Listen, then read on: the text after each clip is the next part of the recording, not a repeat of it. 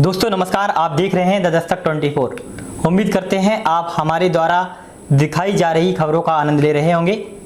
इस एपिसोड में बात होगी अतीक के अंत की। जी हां दोस्तों, अतीक अहमद एक ऐसा कुख्यात अपराधी जिसका अब अंत हो गया है, लेकिन उसकी अंत की कहानी के पीछे कई सवाल हैं। जैसे कि पहला सवाल है, आखिर अतीक और उसके भाई की हत्या करने वालों के पीछे कौन है। दूसरा सवाल है, हत्यारी लवलेश, सनी और अरुण मौर्य के घर में खाने के लिए पैसे नहीं हैं, फिर भी अतीक हत्याकांड के लिए करीब 12 लाख की जिगाना पिस्टल किसने दी। तीसरा सवाल है, सुरक्षा कर्मियों से संबंधित, आखिर हत्यारों ने एक नहीं करीब 17 राउंड फायर किए, लेकिन पुलिस ने बचाव में एक भी फायर नहीं किया। और सबसे बड़ा सवाल है कि आखिर अतीक या अतीक जैसे माफिया को पनपने के लिए किन लोगों ने साथ दिया। क्या इसमें हमारा सिस्टम जिम्मेदार तो नहीं है। इन कई प्रकार के सवालों पर आज इस एपिसोड में विस्तार से चर्चा होगी, इसलिए आप बने रहें हमारे साथ। इस खबर को शेयर करें और यदि अभी तक आपने हमारे चैनल को सब्सक्राइब नहीं किया है तो तुरंत सब्सक्राइब कर लें। दोस्तों सबसे पहले बात करते हैं कि आखिर अतीक अहमद या इन जैसे कुख्यात अपराधियों को पनपने कौन देता है। वही अतीक अहमद गिरोह की दहशत के पीछे एक बड़ी वजह यह भी रही कि पहले तो पुलिस पीड़ित लोगों की शिकायत पर आपराधिक मुकदमे नहीं लिखती थी, और अगर केस लिखा भी गया तो जांच में खत्म कर दिया जाता। नतीजतन अभियुक्त बरी हो जाते और फिर मुकदमा लिखाने वालों को धमकाते।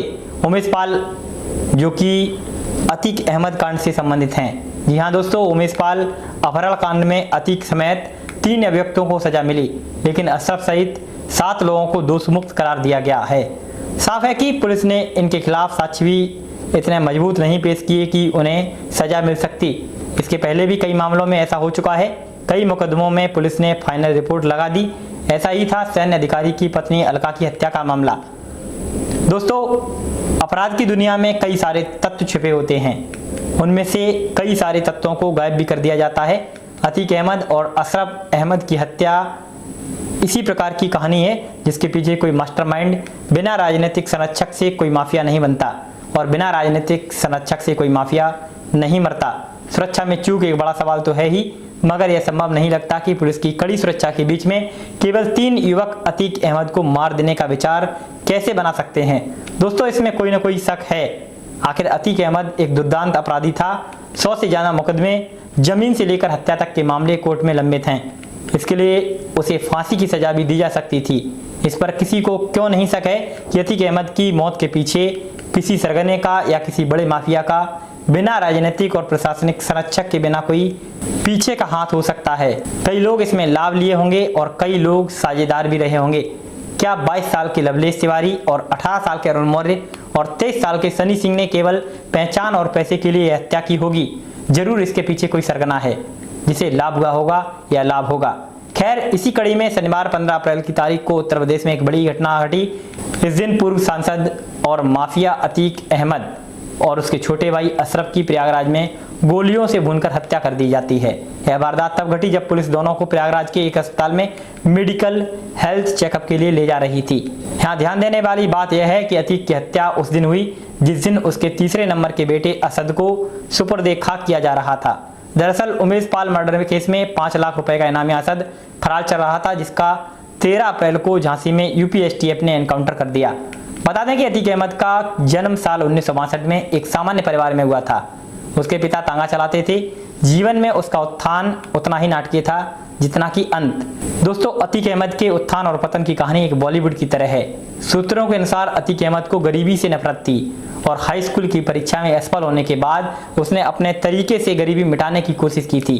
शुरुआत में अतीक अहमद ट्रेनों से कोयला चुरा कर बेचता था और उससे पैसा कमाता था। कई बार तो रेलवे स्क्रैप के लिए उसने सरकारी आवेदक जैसे ठेका हासिल करने और ठेकेदारों को धमकाने का भी काम किया।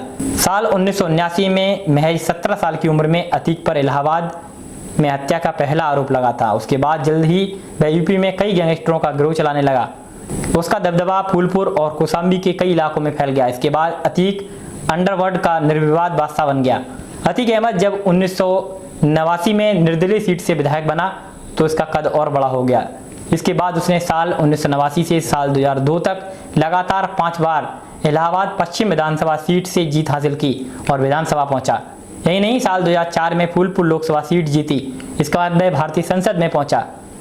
दोस्तों क्या आपको नहीं लगता है कि इन सब रहस्यों के पीछे कोई ना कोई राजनीतिक दल, राजनीतिक नेता या हमारा प्रशासनिक सिस्टम हो सकता है। अब सवाल बनता है कि अतीक को किस प्रकार कुख्यात बनाने में कई लोगों ने अपनी मदद की और इससे कई लाभान्वित भी हुए और कई इसके नुकसान का खामियाजा भी भुगते। अतीक को जिन 3 गुंडों ने मारा उनके पीछे कौन है, उनके पीछे इतने महंगे हथियार कहां से आए, यह भी एक सवाल बनता है। 15 अप्रैल की रात प्रयागराज मेडिकल कॉलेज में 3 युवकों ने अतीक और उसके भाई अशरफ की गोली मारकर हत्या कर दी। किसी ने सोचा भी नहीं था कि अतीक के बेटे असद के मर जाने के 72 घंटे के भीतर ऐसा हो जाएगा। इसकी किसी ने उम्मीद नहीं की थी। कहा जाता है कि एक खूनी की शुरुआत का हमेशा अंत एक खून की तरीके से ही होता है। दोनों की हत्या उस वक्त हुई जब पुलिस ने उन्हें मेडिकल चेकअप के लिए हॉस्पिटल ले जा रही थी। पुलिसकर्मियों की मौजूदगी में 3 लोग आए और बहुत करीब से अतीक और अशरफ पर तड़ातड़ गोलियां चला दी, जिसमें दोनों की जान चली गई। यह पुलिस की बड़ी असफलता भी है। वैसे इस घटना को लेकर सीएम योगी आदित्यनाथ ने जांच के आदेश दिए हैं और इसी तरह एक न्यायिक कमेटी का भी गठन किया है। आशा है कि इस जांच से अतीक और अशरफ की सुरक्षा व्यवस्था में हुई चूक का पता चलेगा और अगर कोई दोषी पाया जाता है तो उसे सजा भी मिलेगी। अतीक अहमद और उसके भाई के 3 हत्यारों ने इस भीषण हत्याकांड को अंजाम दिया। मीडिया कैमरों के सामने हुई इस हत्या ने सबको सकते में डाल दिया है। वही हत्यारों को लेकर लोगों के मन में कई सवाल उठ रहे हैं। दोस्तों, इन हत्यारों के पारिवारिक पृष्ठभूमि निम्न मध्यम वर्ग की है। अरुण मौर्य का घर तो अभी भी टाट का बना हुआ है। कुछ यही हाल लवलेश तिवारी और सनी सिंह का भी है। किसी प्रकार परिवार का पेट भरने में जुटे परिवार के बीच ये हत्यारे यूपी के बड़े माफिया की हत्या के आरोपी बन चुके हैं। उनकी करतूत मीडिया के कैमरों में रिकॉर्ड हुई है। तीनों पकड़े जा चुके हैं और प्रतापगढ़ की जेल में बंद हैं। हत्याकांड की जांच के लिए गठित एसआईटी की पूछताछ में कई राज बाहर आ सकते हैं, लेकिन एक सवाल यहाँ यह उठना लाजमी है कि आखिर इन हत्यारों के पास आधुनिक हथियार जो भी महंगे हैं वो कैसे आए और कहां से आए। सबसे बड़ा अधिक सवाल है कि जिगाना पिस्टल को लेकर हो रहा है। जिगाना पिस्टल आपराधिक गिरोहों की पहली पसंद रही है। लॉरेंस बिश्नोई गैंग से जुड़े सदस्यों के पास से कई बार जिगाना पिस्टल बरामद की गई है। स्पेशल सेल के अधिकारियों का दावा है कि यह पिस्टल केवल टॉप गैंगस्टर ही खरीद सकते हैं। इसकी कीमत 7 से 10 लाख के बीच होती है, लेकिन यह मार्केट में आसानी से नहीं मिलती। इसके लिए कम से कम 10 से 15 लाख के बीच कीमत देनी होती है। पुलिस अधिकारियों का यह भी दावा है कि इस प्रकार की पिस्टल किसी भी गैंग के सरगना ही रखते हैं। सामान्य गुर्गों को चलता हुआ हथियार ही दिए जाते हैं।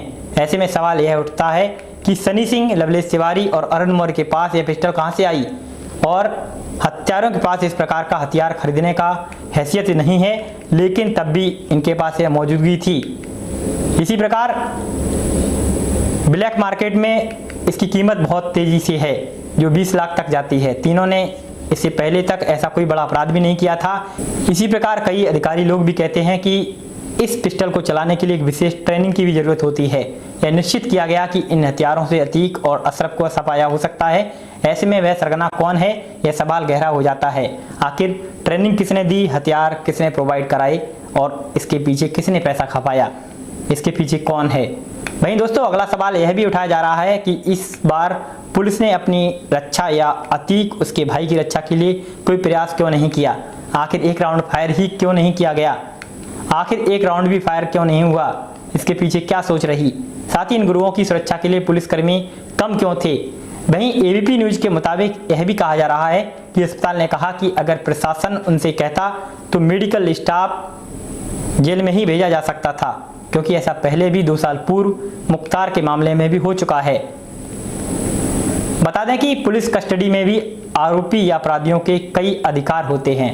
दोस्तों, पुलिस कस्टडी में अगर किसी की मौत या हत्या होती है तो उसे लेकर देश में सख्त कानून है।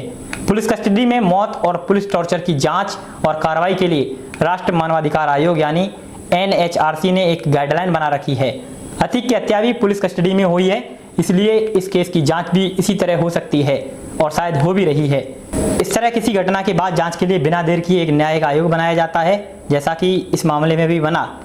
अगर कोई आरोपी कानूनी तौर पर पुलिस हिरासत या पुलिस रिमांड पर है, उसके पास भी कोई अधिकार होते हैं, जैसे संविधान के अनुच्छेद 21 के तहत जीवन जीने का अधिकार। इसी प्रकार आईपीसी के सेक्शन 330, 331 और सीआरपीसी के सेक्शन 41 के तहत पुलिस कस्टडी में सुरक्षा का अधिकार। तो ये तो थी अतीक की कहानी। कुछ सवाल जिन पर देश में चर्चा जोरों पर है। एक बात तो यहाँ पर सभी को जाननी चाहिए, यदि कोई अपराधी है तो उसके लिए न्यायपालिकाएं बनी हुई हैं, उसके द्वारा उसको अपराध की सजा मिलेगी। लेकिन उनको मारकर कोई अन्य तरीके से अपराध करता है तो वह भी कानून के नज़रिए में अपराधी ही है, वह भी सजा का पात्र है। दोस्तों उम्मीद करते हैं यह रिपोर्ट आपको पसंद आई होगी, इसे आप शेयर अवश्य करेंगे। यदि अन्य रिपोर्ट्स के लिए हमारे चैनल से जुड़ना चाहते हैं तो अभी सब्सक्राइब करें, साथ में लगे बेल आइकन को दबा दें। अन्य खबरों का सिलसिला हमारी वेबसाइट पर चल रहा है जिसका लिंक डिस्क्रिप्शन में दिया हुआ है। बने रहें हमारे साथ। नमस्कार।